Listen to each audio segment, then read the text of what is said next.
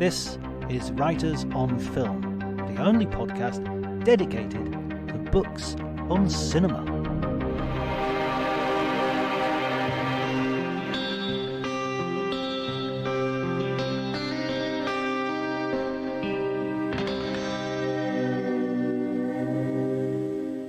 Hello everybody, my name is John Bleasdale and I am a writer and film critic, and today I am going to be talking to Ben Slater, the author of Kinda Hot, The Making of St. Jack in Singapore. This book chronicles the making of Peter Bogdanovich's wonderful film starring Ben Gazzara and Denholm Elliott. It's a film that I hadn't heard about, to tell you the truth, before Ben Slater got in touch with me and told me about his book. So I watched it precisely so that I could read the book and get the most out of it. I was incredibly grateful because this is a superb film and a wonderful performance. Actually, every aspect of this film is great. It looks fantastic. The story is fascinating. Performances are all great, as I've already mentioned. It's a real treat. If you haven't seen St. Jack before, listen to the podcast and then I guarantee you will want to dig it out and watch it. Or do it the other way around. I don't care. Whichever works for me. If you enjoyed the episode, please remember to like, subscribe, do all those things on social media that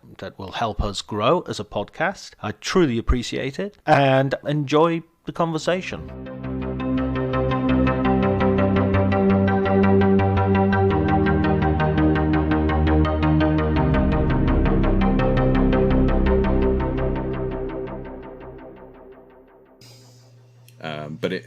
But yes. So how did I get to Singapore?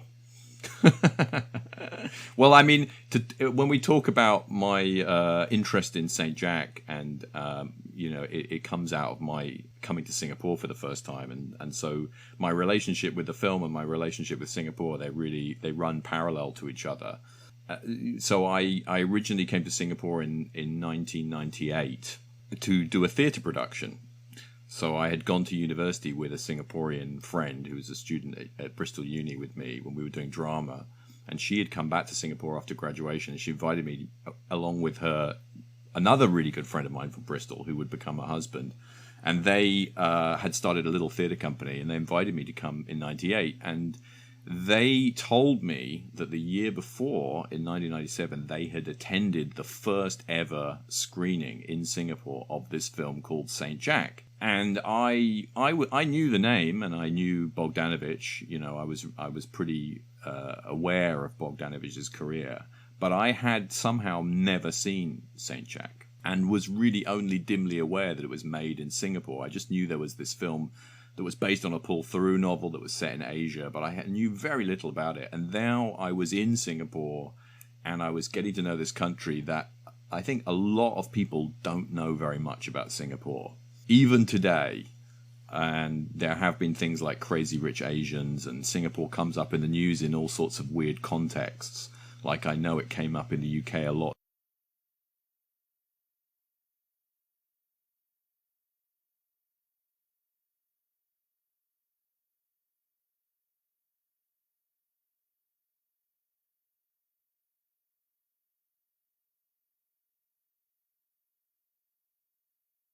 During Brexit as some sort of exemplar.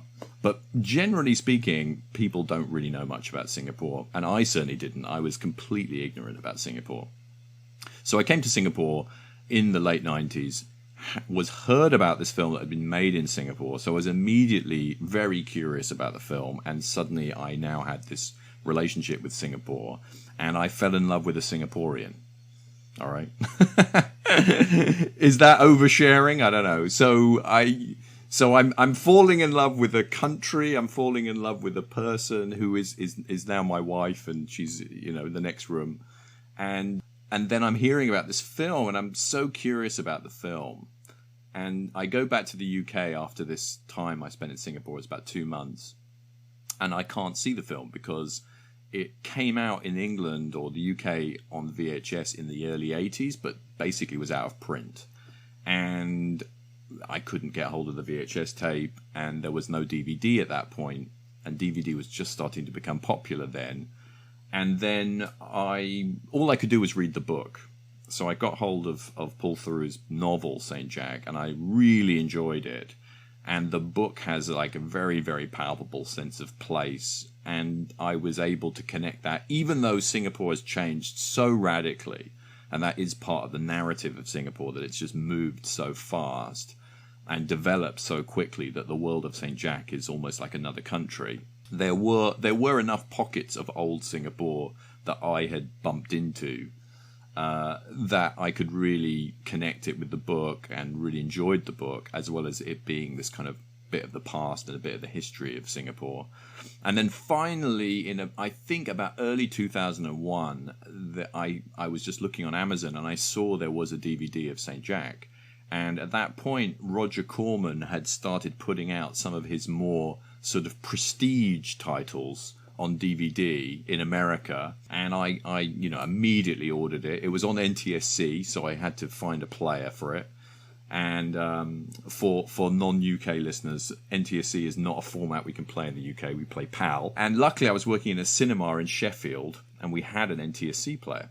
And I watched the film, and so going to Singapore in '98 was a life-changing experience in a lot of ways, but then watching the film was like a whole other life-changing experience. I mean, I'd been looking forward to seeing the film. I'd been excited about it, and I'd heard about it from my friends who'd seen it in '97.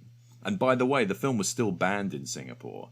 They were only allowed to do this one screening in '97 as part of the film festival. You know, the film was more than I could have hoped for. You know, I think I probably had set my expectations to maybe it wouldn't be quite as good as I hoped it would be. But I just loved the film and was really blown away by it. I mean, it just absolutely exceeded all expectations I had. And there were a couple of things that really stood out for me. One was the sort of documentary quality to the filming, in that it captured this old Singapore that was more or less gone.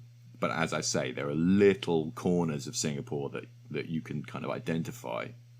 And actually, quite a few of the places in the film you can still go to, and they're not that different. So there was that quality to it. And, you know, the fashion, the way people spoke was captured in this really, it felt very authentic way. And then there was the non-professional cast, you know, because basically apart from the Brits who will hang out in the bar, and Gazzara and George Lazenby, and Bogdanovich himself, of course, it's an entirely non-professional cast.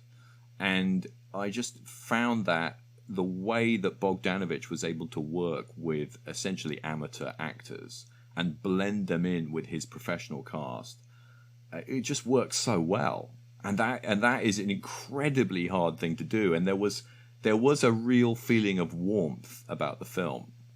It didn't feel patronizing at all. It didn't feel like this group of white dudes showing up and sort of making Singapore into a backdrop to their story. It felt, you know, there is an element of that. And that can't be denied. And that is sort of baked into the novel as well as the film. But there was a real warmth and generosity to the way that Singapore is used as a location, and more than a location, actually there are characters in the film who are Singaporean or Asian who do feel like real people. They don't feel like props that were just there in the backdrop, which is often the case in other films from, say, the 60s and 70s, American and British films that are shot in Asia. Some of them shot in Singapore, where, you know, they're just waiters and maids and policemen, and they just don't really have any agency. But it really felt like these characters were really breathing and really alive. So I immediately thought, I really want to find out about this film. Like, there was a lot of questions, and I'd done a little bit of research online, and at that time Bogdanovich was quite low key, I would say, as a presence. He was kind of had done a bunch of TV movies in the 90s, but he wasn't doing a lot. The Cat's Meow had been out, I think. But he'd done a few interviews, and he talked about St. Jack, and there's also a commentary track on the DVD, which isn't great. I can say that now. It's mostly Bogdanovich saying, "I heard they tore that building down," But I could tell, just from reading a bit here and a bit there, that there was an interesting story behind the making of the film. And, when I heard that Orson Welles was the person that identified it as material for a movie, I was immediately like, okay, there's a good story here. And that's when I decided not to write a book. My first instinct was ridiculously to make a documentary. It didn't even occur to me to write a book. I was just thinking, okay, I'm going to do a documentary, and we're going to go to Singapore. I'm going to go back to Singapore with a camera, and we're going to film the Singapore now, and we're going to compare it to Singapore then, and we're going to try and find the people that worked on the film and interview them, and it will be really, really interesting. And of course, none of that happened. I never got anywhere with that project. And 1 or 2 years later, I moved to Singapore. I decided to just take the leap and go to Singapore to be with Marianne. And then in the back of my mind, it was like, I've got to do something about St. Jack. I've got to do something. And I began to meet people who knew about film, and I met people that knew about St. Jack. But, I thought Singapore's a really small place. And you meet one person, they know someone, and they know someone. It's very easy to build a network in Singapore quite quickly. But I wasn't meeting anyone who knew like first-hand stories about what the filmmaking had been like. It just wasn't bumping into those people. And so it went on the back burner.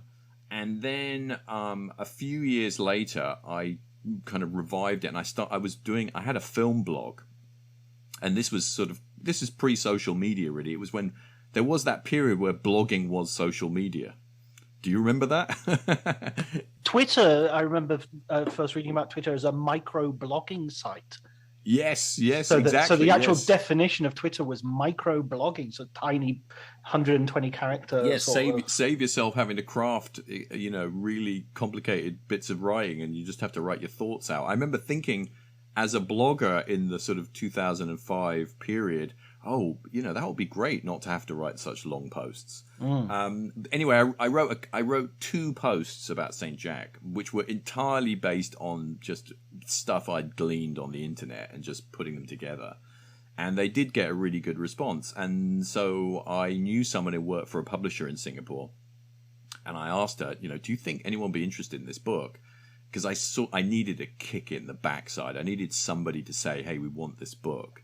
I was teaching and I was doing various other things, and I just needed somebody to say, hey, there's value in this, go ahead and do it. And that's when the idea for doing it as a book came. And then I did, a publisher did offer me a very, very, very tiny advance and a deadline, and that is exactly what I needed. And it all actually happened really quickly. I think I started in early 2004. It was basically late 2004 into 2005, and then it was done by early 2006, and then it came out. So it's actually a really old book now. Well, relatively speaking. When I finished it, I was reading the glossaries in the back of not the glossaries, the sort of bios in the back, and it was interesting because Bogdanovich was kind of like, and that was the last thing he did, and it was like, I saw a film of his quite recently, and of course he then came out and made maybe a couple of films after that. I saw a film of his at Venice, which I really liked.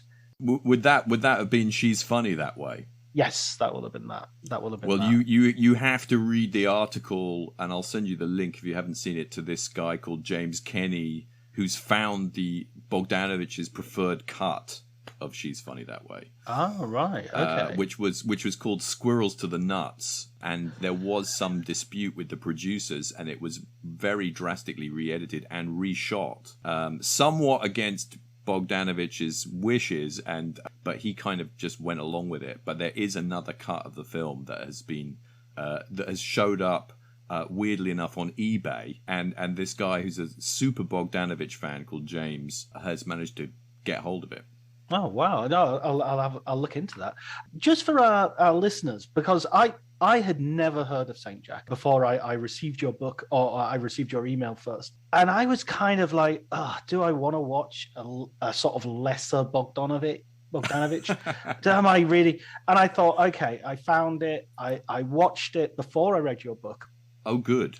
And I was just blown away. I had as you can tell, very low expectations. I mean, I like Bogdanovich. Nothing to criticize him, but just the very fact that I hadn't heard anything about this film made me think, well, there's probably a reason for that. And I really, really rated it. I just would like for the listeners, because I think probably quite a few of them haven't seen the film, if you could just give us sort of like a setup of the synopsis. So Saint Jack is, weirdly enough, it's actually a period piece in that it was filmed in 1978, but it's set in 1972.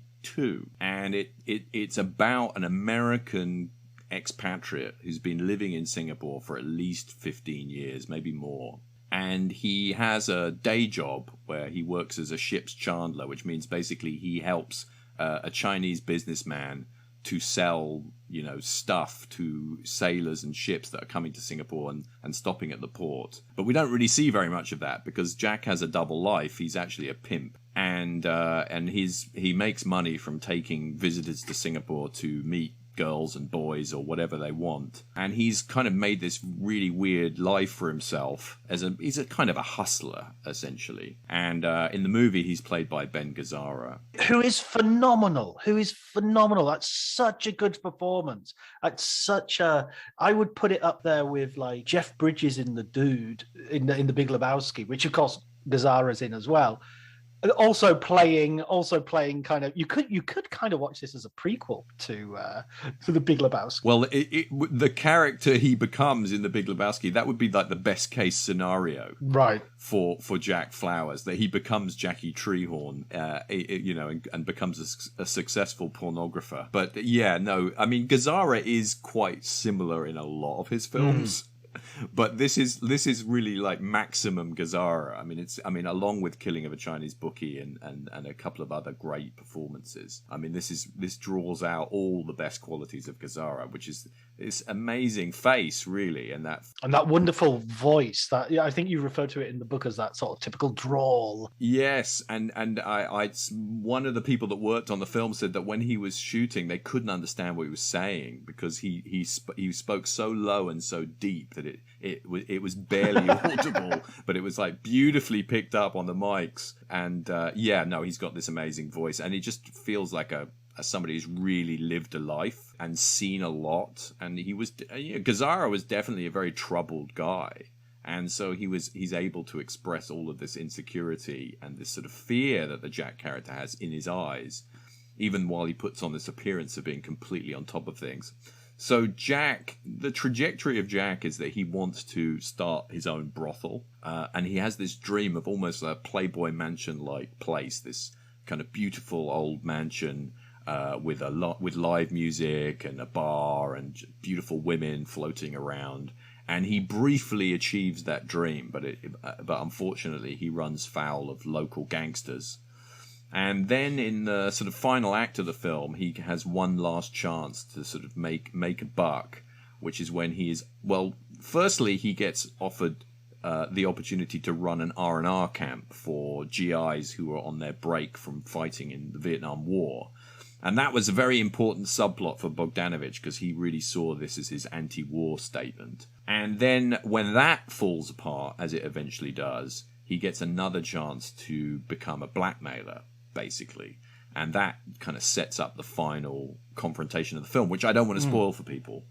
So it's really a film about a man who's extremely amoral in many ways, finding his morality or finding the edges of his morality. And that is definitely an element of Theroux's novel, but that gets brought out even more in Bogdanovich's version. It's weird because you're watching this movie and I'm thinking, I can see where a bad movie would go here. I can see a sort of one of the things that really elevates the film is the friendship between Gazzara's character Jack Flowers and William Lee, the character played by Denholm Elliott, and sort of English, similar sort of an expat who's living in Hong Kong, but who comes in temporarily to do some accountancy work for the company that Jack works for. And he's got to sort of taxi him around, and they sort of become friends. And there's a small moment that I wanted to just underline, because I think I treasure these moments in films as a writer, as somebody who's also attempted to write screenplays of varying degrees of success. Me too. Me too. There's a bit where in the taxi, Jack refers to William as Willie or Billy or something. He abbreviates his name, and I think he calls him Bill. Yeah, Bill. Yeah, and he says, yeah, Bill, because it's not even that sort of like over friendly or anything like that. William says, no, William, and that's it. For the rest of the film, he calls him William, and he's corrected, and I just thought that's so good, because you're setting up this quite stuffy English character with this very laid back American character, and a lesser screenwriter, a lesser novelist, a lesser film would have maintained that sort of friction for a little bit longer, maybe until something happened, and then as a sign of respect, I'll call you. But Gazzara is just like, he's partly because that's his role. He's there to make people comfortable. So you want to be called William? That's important to people. I'm going to call you William. Yeah. And it's just such it's wonderful. But I love that whole relationship with Denholm Elliott and Gazzara. And again, perhaps a career best performance from Denholm Elliott in this as well. Yeah, it's a wonderful performance from Elliott. The interesting thing about that friendship is that isn't really in the book.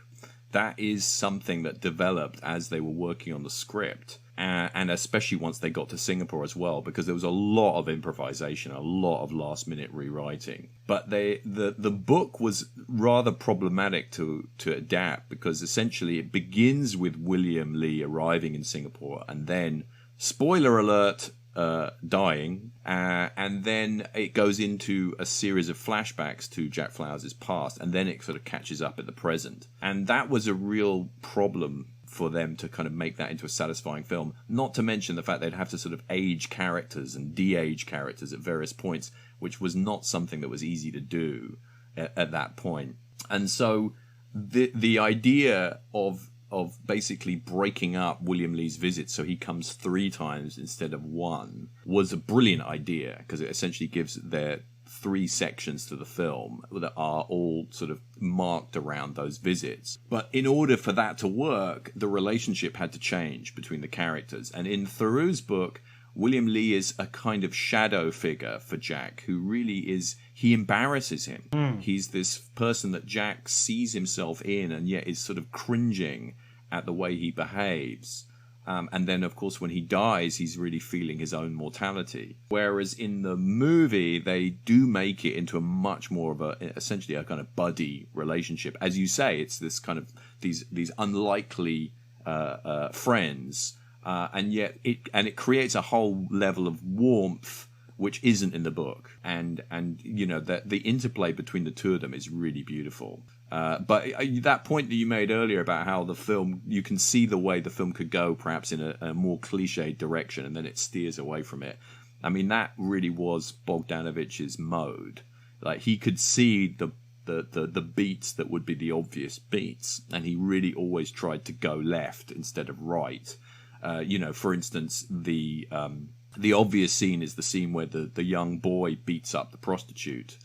And there is that, and for me, this is one of the most powerful scenes in the film, which is where Jack just walks into the bedroom and sees him with his friends afterwards, after they've made sure the girl is okay, and he just looks at him, and that's it. And in the book, I think he does slap him around a little bit. I mean, it's not really a scene, but it's just mentioned. But Bogdanovich just didn't want that kind of moment. And similarly, he doesn't ever get revenge on the gangsters that sort of beat him up. So it never goes to those really obvious places. So it does become, and the friendship as well, it feeds into this, that it sort of goes against some typical idea about masculinity and being a hero. And also cross-cultural things of sort of Englishness and Americanness, and the loud American against the sort of, well, all the English are the loud Americans, the loud, ugly Americans are the English guys in the bar, not Jack. Yes.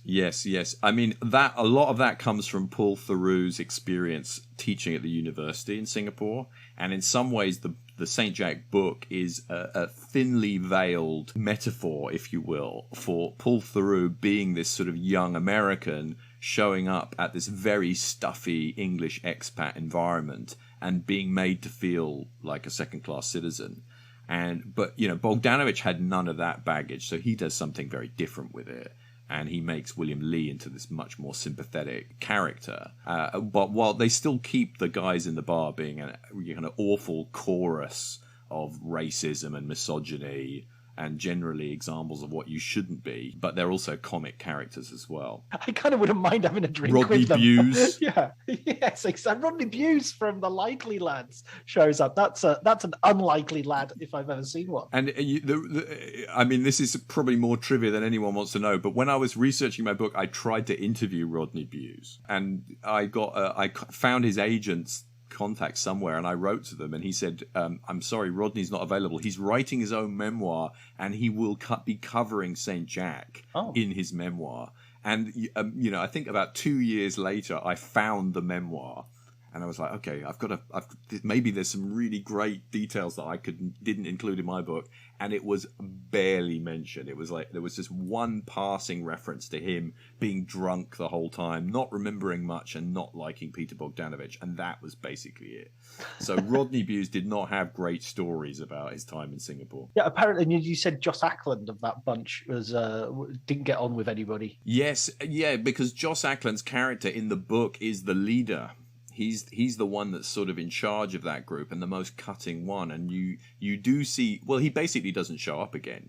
He's in the first big scene in the bar, but then he disappears, and that is apparently because he just didn't really want to come back, and he somehow managed to get out of his contract. And so James Villiers, who's brilliant, ends up taking on a lot of his role and his lines, and I think they rewrote a lot of them themselves. Although, to be fair to Theroux, quite a lot of it comes from him. Right, I see. I mean, also, you mentioned in the book there was a quotation, I think, coming via Bogdanovich from Howard Hawks, where he talks about how audiences always expect certain scenes, and they're really happy when you don't give them those scenes. Yes, and I think that's referring to the scene in the brothel, in the R&R center, when the young boy sort of beats up the prostitute. That's doing that. That's giving you. That's not giving you the scene that you go, okay, now we've got to see this confrontation, and it's like, no, there's no confrontation.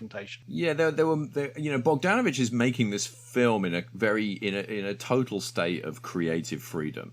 Roger Corman had financed it and given him at least $1 million, maybe a bit more. Opinions vary on how much was put into it. And he was in Singapore. He had almost no one checking in on him. I mean, he was able to do whatever he wanted creatively. Gazzara deserves a lot of credit. I think he did a lot of work rewriting the script too. And they could just, within the practicalities of filming a relatively low budget film, entirely on location, which was really hard. It was damn hard work, but nobody was stopping him doing whatever he wanted with the story. 1 million in Singapore would still, you're still filming. They had to get all the equipment flown in with Lufthansa. Yeah. It's not maybe the cheapness of, I'm not even sure, would Singapore have been particularly cheap? I think Singapore would. It was more expensive than some of the other options, particularly the Philippines, which is where Roger Corman wanted them to film. There, the money would have gone a lot further, but Bogdanovich really insisted on shooting in Singapore because of the book being set in Singapore, and he realized that Singapore had very unique characteristics in terms of the sort of multiracial mix of it, and the landscape and the geography of it that he wanted to capture. So yeah, the money was spent quickly, but they could do quite a bit with it. But they were working within certain parameters. For instance, they tried to shoot everything in private locations, like hotels and people's houses. They really tried to avoid anything that would involve bringing them up with getting permission from the Singapore government, which is a whole other dimension of the film that we've not talked about, which is that essentially they were making it in secret, which was another aspect of when I was thinking about writing the book. I was like, this is wild. There are very, very few movies made at this level with, famous actors, famous directors, where they made the film in secret. It's like a Peter Sellers film, isn't it? Yeah, After the Fox. Yeah. Yeah, no, that aspect of it was like, how did they do it? As I say, I was filled with questions like, how do you pull that off? How do you make a film of that scale without people finding out? So how much input did you have from Bogdanovich and the other sort of creative forces that went into making the film? I didn't want to write the book unless Peter Bogdanovich A, approved of it, and B, was willing to talk to me about it. It wouldn't have worked if I hadn't got his take on it, and so I had a contact who had interviewed him for another book. It was actually Tom Charity. I don't know whether you know Tom Charity, who used to write for Time Out. He wrote a book about John Cassavetes, and he had interviewed Peter for that. So Tom very generously gave me Peter's contact, or the contact for one of his assistants. And so I wrote to him, and I was amazed that I got a response. And it took a while, but not that long. I was listening to your interview with Jonathan Melville, where some of his interviews take years to come off. I think, it took me a month or two, but finally I did get Peter on the phone. And, that was an amazing call, and we spoke for about 2 hours. And I interviewed him about 3 times, I think, and each time was about 2 hours. And what I did was I didn't interview him all in one big chunk. I spaced it out so that I was able to come back to him after I'd done more research and spoken to more people. And when I first interviewed him, even though people hadn't asked him a lot about St. Jack, they'd asked him enough that he had certain set anecdotes. And if you hear any interviews with Peter, there are certain routines he will go into. Certain stories that he will repeat. And so he'd repeated a fair few of the St. Jack stories, and I needed to try and get beyond that. So I did manage to do that. Each time I interviewed him, I sort of hit him with new things that I'd learned, and then he could then respond to it. And he was actually really good about it, because sometimes I'm hitting him with things that weren't necessarily very positive. For instance, I realized there was this conflict on set between him and the French producer who'd been hired by Corman to oversee the production, a guy called Pierre Cottrell. And Cottrell only had negative things to say about Peter. He absolutely hated. And now both of them have passed away. I can talk about it a bit more freely. And I had to temper that to some extent. But I was able to go to Peter and say, I've interviewed Pierre now. And I remember the first time I told Peter that I'd interviewed Pierre, and I could feel him sort of, even on the phone, I could feel him sort of becoming quite uncomfortable. The temperature in the room went very cold. Yes, I'm trying to find the right metaphor. Yeah, something about the air in the room changed, and he was like, "Oh, you've talked to Pierre, have you? And then it was like, okay, and now we got onto this other topic, which was the fights they were having, and then this, in a way, the book has a little bit of a climax, which is where there's a little bit of a chase to see who can get the film, who can seize the film, with Pierre versus Peter, which is kind of a fun thing that I found out about, and I was able to ask Peter what happened and get his version of the events. So yes, I had access to Peter. Ben Gazzara I was able to speak to, and Ben Gazzara was at that point living in. He would spend a lot of the year in Italy, and he was writing his own biography, his autobiography at that time. And then I think he actually started writing a novel. I have a feeling that when I spoke to him, he was writing a novel which has never been published. But somewhere there is a Ben Gazzara novel out there. And maybe unfinished. But I had about a 20-minute call with him, and that was really magical. As I think I say in the book, I mean, it feels like you're actually talking to the character from the film, because the way he speaks, it's very poetic, it's very funny, and he really is that guy. So that was when you speak to Ben Gazzara, you're just on a high after that. Yeah, he's got a sort of legendary aspect to him. But you mentioned his voice. Sadly, by the time I spoke to him, his voice had really gone because he'd had cancer, and he'd if you watch the later performances in the last few films he did, the voice is really, there's very little of it left, unfortunately. Yeah, those constant cigarettes in the end. Cigars as well. Yes, absolutely. Yeah. My God, he smokes all the way through the film as well, doesn't he? And in fact, the cigar is like almost becomes like a metaphor that he's constantly exchanging cigars with the CIA guy. Yeah, him and Peter Bogdanovich plays this character, the Eddie Schumann, the sort of CIA spook character, and there's a lot of cigar smoking there. There is, even though the film questions certain elements of masculinity, there is also another very macho element to it, of these two guys smoking cigars and sharing the same women and having a wild old time in Asia. And there definitely is that element to it as well, it makes it a little bit more uncomfortable now. But I think the good elements of it sort of outweigh that. But I've seen the film so many times. There are some bits of it that make me slightly cringe after all of these years, especially knowing what they were up to behind the scenes.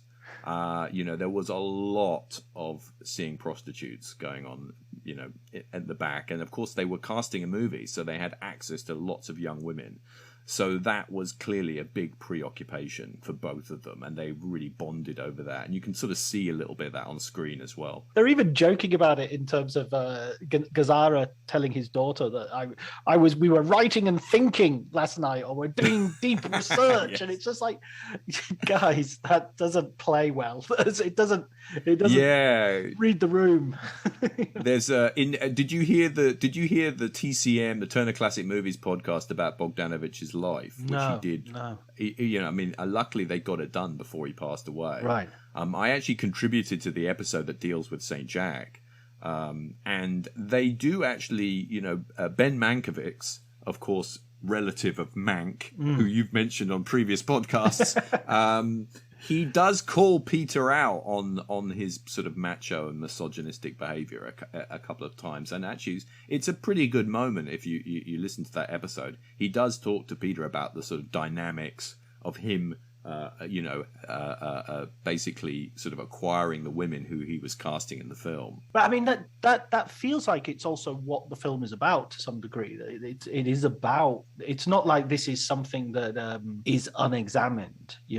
Maybe it could be done a bit more critically. But on the other hand, one of the things that I really liked about the movie, and I can't claim originality for this because I looked at a Letterboxd review. And somebody was saying how they really, really loved Gazzara's character, Jack, because he was sex positive. And I thought, you don't often think of that, there's again, in a bad version of this movie, him being a pimp would just be an automatically negative thing, would just be automatically, he's exploiting these women, this is terrible, this is horrible. But there's an element that he's just like, everyone's having sex and that's what everyone's here for. And why not? Why is it?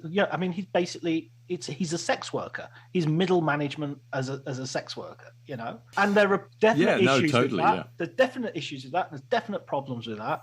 But also, let's not just immediately sort of knee-jerk react from a sort of Victorian mindset. The way that Jack doesn't judge anybody about their sexuality at all, and again doesn't patronize. There's no kind of when he's interacting with the trans characters, there's no sense that he looks down on them at all. And that non-judgmental quality to it does make the film kind of ahead of its time for an American film.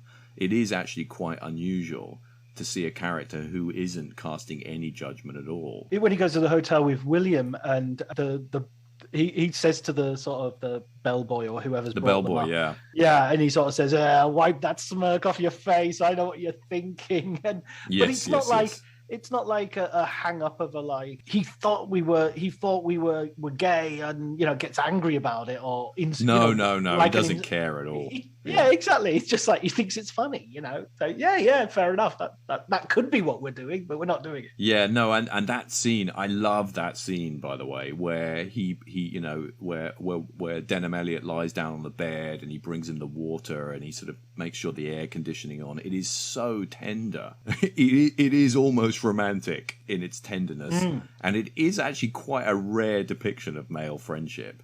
But then after he leaves the hotel room, one of my favorite shots in the film is a tracking shot of Ben Gazzara walking down a corridor in Raffles Hotel, and you can sort of see a bit of the what's happening outside the window. It's almost in silhouette, and it's such a beautiful shot, but it also has this real quality of him thinking about death, basically. And him knowing that this guy that he's just left behind is not got long for the world, and thinking about his own death, and it's really powerful. And there are a number of shots like that. I mean, we should talk about Robbie Muller, the cinematographer. I was exactly. There's a good point. I was to ask about that. Go ahead. I actually forgotten quite how Robbie got involved in the film. It's in my book. I do remember there's a story that American Friend, Wim Wenders' American Friend, was playing in America. And so Bogdanovich rings up Sybil Shepherd and says, "Can you go and see American Friend and tell me what it looks like?" And she says, "I couldn't make head nor tail of the film, but it looks great." And so they hired Robbie on the back of that recommendation. I think Pierre Cottrell had actually pushed for Robbie because other French cinematographers weren't available. And then they hired Robbie, and not just Robbie, but his entire team, his whole camera crew that he had by that point been working with for a while on the Wim Wenders films. And they were all flown out to Singapore. So there was this Dutch film crew. I mean, you know, for people that don't know St. Jack, it is an extraordinary collection of people that end up working on this film. You've got Robbie Muller and the Dutch camera team who've all been working on Wim Wenders films and other great films for the last decade, at least by that point. You've got Jean-Pierre Roux, who's a sort of sound man who'd worked a lot with Polanski. He later worked with Sergio Leone. He worked with Eric Romer, which is how Pierre Cottrell knew him. And he was a real innovator in terms of using radio mics on set, which he did on St. Jack. You've got the makeup artist from Star Wars, Graham Freeborn, and his son, who are doing the very hardly seen tattoo makeup on Ben Gazzara. You've got a French assistant director. You've got Lisa Liu, who is a legendary Chinese actress who'd gone to America to be in American films, gone back to Hong Kong and had been in Shaw Brothers films, playing the Empress Dowager, a role she reprised in Bertolucci's The Last Emperor. She is in the film and had been hired to work on the film by Roger Corman because they felt like it was good to have someone who spoke Chinese, on the producing side. And of course, you've got Bogdanovich and you've got Gazzara and you've got George Lazenby.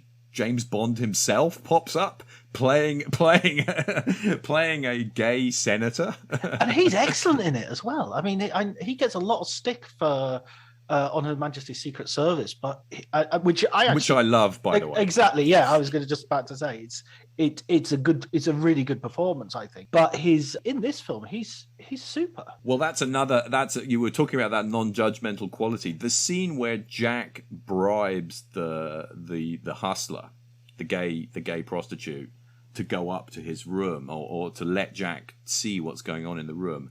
That is another beautiful little moment where, you know, the way that Jack treats that guy, who is also not a professional actor and is obviously from that world. They cast him because he was from that world.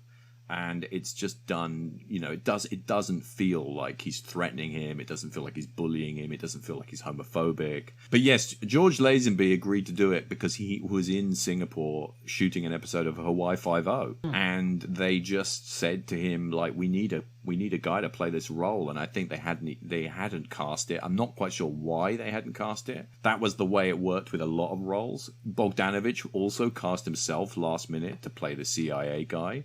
That was meant to be Charles Grodin at one point, but I don't think they ever did anything much about it. So there was a very improvised quality to it, and because they knew Lazenby was there, he agreed to be in the film, and it was kind of amazing that he would do that role because it's so against type for him. And it works because of that, because it's sort of like, this sort of exterior sort of as American masculinity, and then he's getting boys to come up to the hotel room. Yes, exactly. Yes, which is different. That's a big difference from the book. In the book, it's kind of a different situation. It's with a girl that he brings back. But in the book, you know, one of the issues in the book is they feel like they haven't got enough material to blackmail the character. So Jack is really hoping that he'll show them the pictures, but it won't really play, so he can be let off the hook. But Bogdanovich had a different view. He wanted it to be really shocking what was happening in the hotel. And actually, they took a couple of days off shooting to sit in the hotel to try and figure out the whole sequence and to figure out what was going to be happening in that hotel room, and that's what they ended up with. In terms of the way they use, we talked about a little bit earlier, but that this could easily be a sort of sexploitation movie. And in fact, like Corman, according to your book, he's quoted in your book as saying, this was a film about sex in Singapore and it didn't have anywhere near enough nudity. I mean, it's quite restrained. It's quite restrained in that. Roger Corman, it's fair to say, was very disappointed with the lack of what he would probably call marketable elements. I think he even said to me in the interview that he would have liked them to have gone back and shot some more nudity and sex, but it was just not an option because they basically had to run out of town before they got caught by the authorities. So yes, it was a big disappointment for him. Yeah, the relationship of Bogdanovich with the crew and with everybody, it kind of gets quite bumpy. What was your sense of that? Because there's a lot of sort of he said she said about that element of the production. I think I mean, I got to know Peter a little bit by talking to him on the phone, but the Peter I was meeting was a Peter who'd been truly humbled by life, and obviously in particular losing the woman the love of his life, Dorothy Stratton, to a terrible murder, and then losing all of his money and losing his career and losing a lot of his status. So I was talking to a Peter who was very affable Peter Bogdanovich.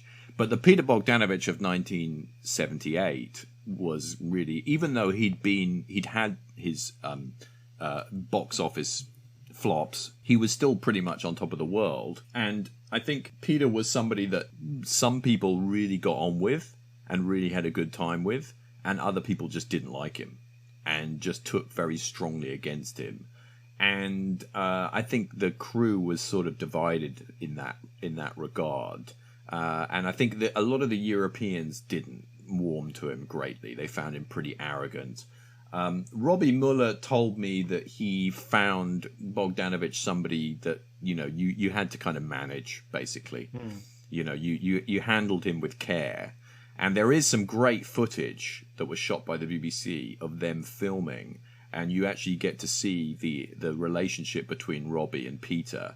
And Robbie is, it's well known that on sets, Robbie was beloved by the crew and often the cast. Seeing them work together is really interesting because they obviously found a way to work. And you can see Peter being slightly deferential to Robbie, which was, not what you necessarily expect. And so I think, Peter was, to some extent, could be divisive. I mean, Cottrell really disliked him and just found him so arrogant and found, ironically, Cottrell, the sort of French cosmopolitan who'd come up through the new wave, he found Peter's behavior kind of abhorrent.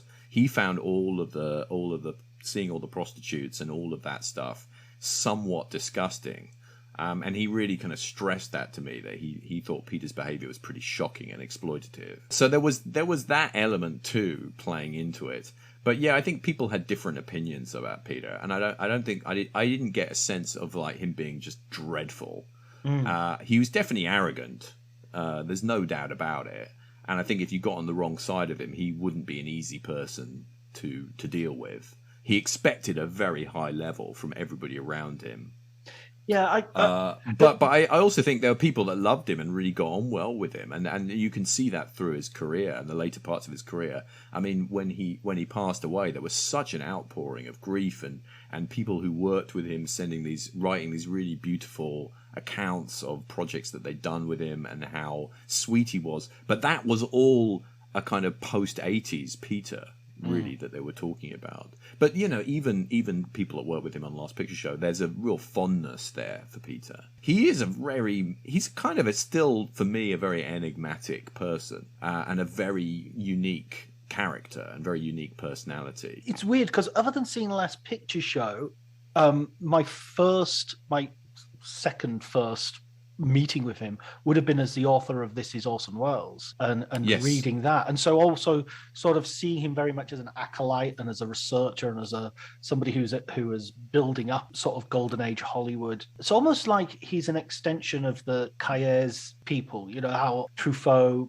found. Well, he was definitely an auteurist. Exactly. Him and Andrew Sarris were heavily into the auteur thing to some degree. Yeah. So him going around and interviewing John Ford and Frank Capra and all these people. Hitchcock. Yeah. So, I mean, the film comes out, and it's interesting as well that it isn't a flop by any means. It's actually kind of quite successful, right? Well, I think it wasn't. It didn't really make any money in America, and it got critical acclaim in Europe, and it won the Critics' Award at Venice.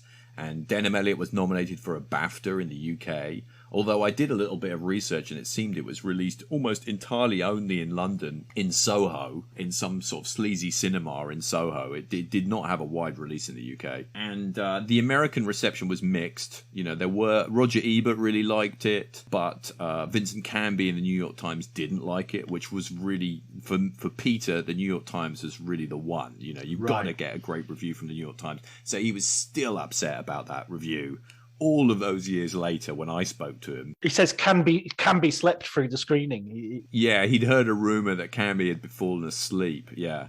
So yeah, that I mean, Peter took that to heart, and also he felt that Roger didn't do a good job with the release. That Roger tried to release it like a B movie, and it needed a bigger platform.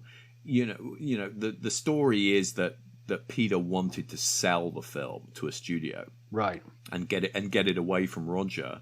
And was hoping a bit, you know, he was hoping that once people saw the edited version, that he could sell it and actually have a proper release for it.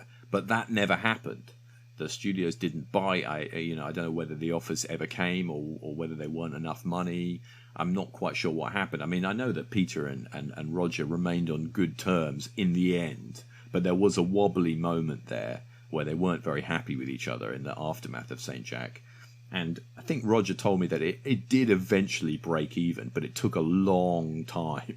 It was one of the few films that Roger Corman had put money into that he didn't make money back, you know, within a certain period of time. And he did have to wait a long time before it eventually broke even. So it wasn't a flop. It wasn't a disaster. It wasn't a flop in the way that the earlier films that Peter Bogdanovich had made, you know, At Long Last Love and Daisy Miller and Nickelodeon, they were considered flops because they were big budget films made by studios. Whereas this was an independent film, basically, made on a very low budget with very low expectations. It was just that Peter was seen as this big time Hollywood director. And for him, yeah, he wanted both critical acclaim and financial success, which he had seen with Last Picture Show and What's Up Doc and Paper Moon. They had all hit all the buttons, you know. So that's what he expected, and it didn't happen, and it was a big disappointment. But he then used the energy of this guerrilla approach to filmmaking to go into They All Laughed, which was going to be the next project that was really going to put him on the map. And in a way, he saw St. Jack as kind of like a test run for, like, I'm going to get back into location filming. I'm going to get back to people being on the streets. We're going to run and gun. We're not going to get permission. We're just going to improvise. And that's what They All Laughed was. So in a way, weirdly enough, it's sort of St. Jack Part 2. And Robbie Muller was brought to New York to shoot it. So there was that continuity as well. And Ben Gazzara was going to star again. So they wanted to kind of reproduce the magic of St. Jack. And of course, that didn't happen. And partly that was because of what happened with Dorothy Stratton. I just have to absolutely underline that if you're listening to this and you haven't seen St. Jack, you really got to watch it. It's a real and I presume you saw it online. Yeah. Yes. So somebody, I don't know, about 4 years ago, somebody did put the whole film on YouTube, and I'm amazed that it's still up there. I really am. But if you want to see it in fantastic quality versions of it, there's an American Blu-ray available. From a company called Scorpion, which I think might be out of print, but you can probably get copies on eBay. And I did a commentary track for that, and a couple of little documentaries. I made a couple of little documentaries, or produced a couple of little documentaries. One is an interview with cast and crew that we gathered for a screening we did in 2009. That was an anniversary screening. It was the 30th anniversary screening. We did it in Singapore. And I did get quite a number of cast and crew back, so we've got that on the Blu-ray, and also a short piece about looking at Singapore now and Singapore then and comparing the locations. So if you can get the Blu-ray, please do. So in the end, you did do your documentary that you had originally intended. I did. I mean, not as originally intended, but yes, documentaries were made, and I'm hoping there may be something more we can do with that material, and there may be some other kind of St. Jack project coming out of it. But one thing I definitely want to do is do a new version of the book. Right. Because, as you say, when you read the bits at the back about what happened to everyone next, it's pretty out of date. And I did do, when people buy the book, and I know about it because they buy it from me, I do send them a PDF, which is my afterword. But even my afterword now is so out of date. My afterword was written, 4 or 5 years ago. So that's now seriously out of date. And with Peter passing, I feel like I've really got to go back to the stuff and do a new edition. And there is a little bit more research to be done. I mean, there are documents and things I haven't seen. There's a couple of people I haven't spoken to. And I also want to write more about the film itself, because my book is very much a making of. And it's sort of, it doesn't really talk much about the actual film, in so much as to set you up so you know the context of what's going on and why it's relevant. But I really would like to write more of an appreciation of the film, because I think it is a beautiful film and still an underrated film. But it's great to see in the last 4 or 5 years, it has started to gather even more interest around it. And, if it was a cult movie when I wrote my book, it's much more so now. And I, even yesterday, online, I was seeing people quoting to each other about it, because since Peter died, there's a package of his films that's traveling around America for, basically tributes to Peter. So they're showing Last Picture Show, Targets, I think, What's Up Doc, and St. Jack is part of that package. So again, more people are seeing the film, and more people are kind of saying, "Hey, I love this film, and it's my favorite film." And I'm like, "Yes, great. Please read my book."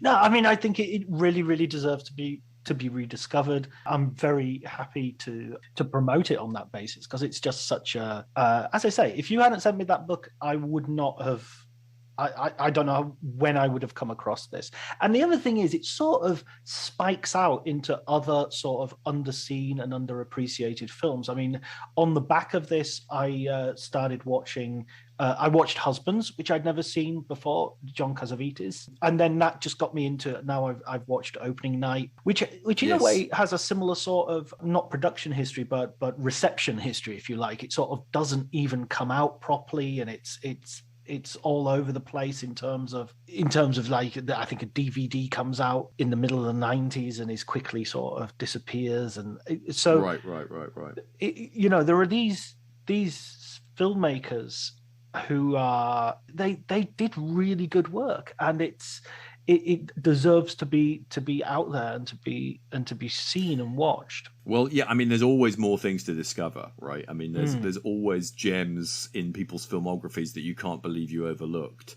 And there's always films made by people you've never heard of that are amazing and incredible. And that's one of the sort of the gifts that keeps giving of cinephilia, that there's always more to find and always more to see. Yeah, absolutely. And it's also something that makes you reappraise someone's work. I watch this and I think, that this shows me an element of Bogdanovich's sort of career that I didn't appreciate before. So I'm kind of tempted now to go back and watch some of his other films through a St. Jack lens, if you like. Yeah, interesting.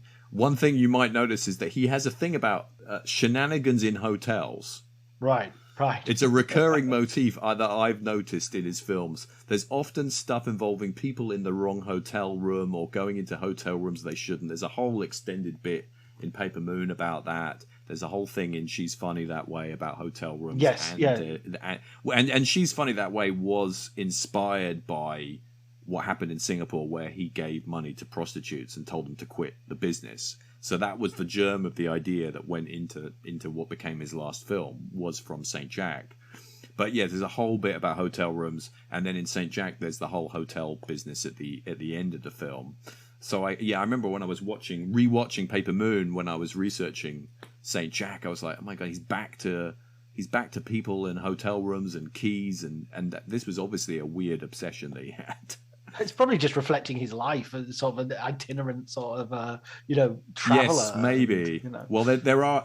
St. Jack has a lot of hotels in it. I need to ask you for a recommended book, as I ask all my guests. So what film book would you like to recommend our listeners? Well, am I able to recommend a publication that's sort of halfway between a book and a magazine? You may. Depends entirely on which one it is, I guess. Well, I'm holding up now for you to see. Obviously, the listeners can't see, but so this is an edition of a kind of book magazine journal, which is called Nung, Nang, which is the Thai word for skin, which is sometimes used as the Thai word for screen, for cinema. And it's a word that pops up in other Southeast Asian countries as well. And it's a publication. It's a 10 edition or 10 issue publication that was created by a friend of mine whose name is Davide Casaro. And he had this idea of creating these 10 magazines about Asian cinema. And each one is edited by a different person, or sometimes it's two people who have an interest in Asian cinema, and each one is themed around the editor's interests, and they're very, very beautifully produced. They're made with extremely kind of high qualities of design and photo reproduction and paper, and they are books basically. I mean, they're book length. And I had the great privilege of editing the very first issue of Nung, which is about screenwriting in Asia. I was really, really happy to do it. It was an amazing opportunity to edit and, to find all of these screenwriters and get people to interview screenwriters in an area that was really underserved. I mean, no one has really done a single volume about that before. And each issue is completely different. Some are a bit more academic, some are totally accessible, some have lots of interviews. There's one that's just commissioned short stories reflecting on Asian cinema. There's one more to come, which will be issue 10, and then Davide will kind of wrap up the project. And he's now currently moved on to working for Mubi, because Mubi are now doing a print-only publication which is going to be their new version of their notebook, and Davide is working on that. So it's sort of his work with Nung has led him into now working for Mubi. In the end, we all end up working for big streaming companies. It's unavoidable, one way or the other. But Nung is still available. You can go to nungmagazine.com and you can get all of the issues apart from the one I edited. I'm very proud and somewhat smug to announce it's the only one that's completely sold out. And but the other 8 that are available, you can order online. And you can go in and look at the contents, and there's tons of stuff in there. They're really, really good. And they're real labours of love, and they are content that you can't read online. So that's another aspect that makes them really special. So if that's okay. No, that's fine. That's brilliant. That sounds like a really interesting thing. I was interesting by this idea of people doing only paper printing now. It's like, publishing is entering its vinyl stage, where we're going to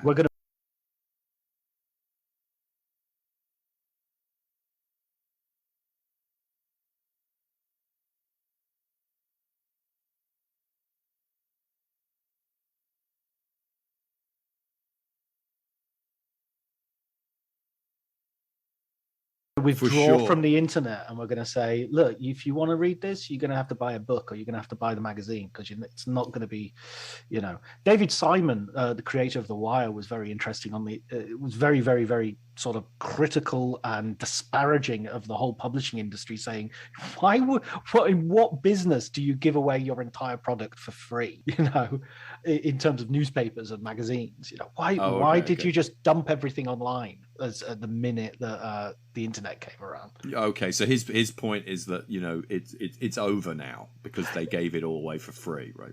Yeah, I mean, he was talking in when will it have been? It would be the early noughts, I guess, and so he was, it was kind of right when that was happening. And to tell you the truth, nowadays it's kind of difficult to read newspapers online for free. I mean, other than The Guardian. Yeah. I pay for the New York Times for my sins. Right, yeah, exactly. Most stuff is behind paywalls now. So I guess they listen to David Simon.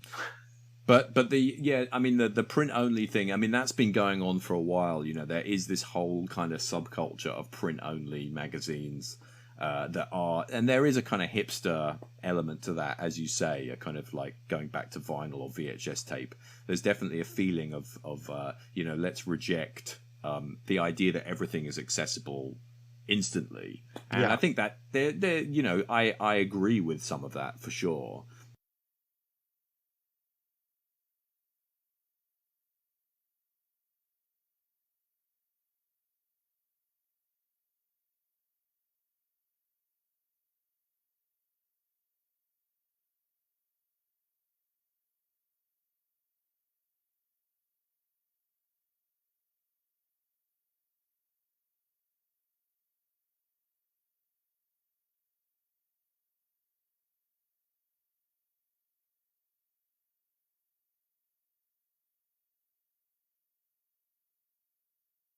Sometimes the magazines can be just purely beautiful objects and have very little content in them, which is, there's a market for that. But Davida's Nang project is really very content rich. But we also we have done some online stuff as well. So I actually edited an online special edition a couple of years ago.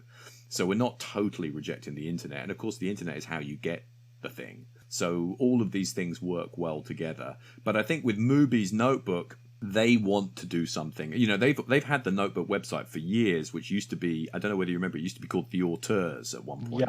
Yeah, I remember. Before they rebranded, although that seems like 100 years ago. But they've been putting content on that website forever, but now they want to create something more exclusive that's initially was for their subscribers, but I think it is going to be sold in shops. And yes, they want to create something that's kind of special and collectible. And that definitely speaks to a desire that people have for things that aren't just free and easily available. Oh, brilliant. Well, listen, Ben, thanks so much for thank you for introducing me to St. Jack. And thanks for My pleasure, man.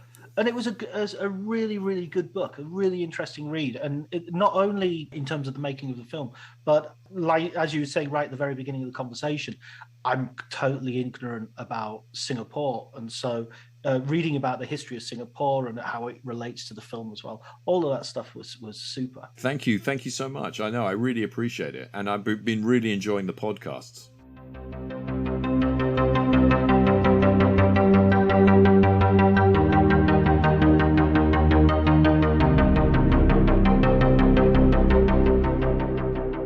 Okay, so that was my conversation with Ben. I hope you enjoyed it. Please remember, if you want, you can follow me on Twitter at Dr. Jonty, DRJONTY. I passed 10,000 followers, and I shouldn't be pleased about this sort of thing, but I guess I am. It's very rainy here in Italy this morning. That's when I'm recording this. And so I think I might go and rewatch St. Jack, because I want to live in those beautiful tropical climes once more. Thanks go to Elliot Atkins for the music, Ali Howard for the artwork, and thank you for listening. Until next week.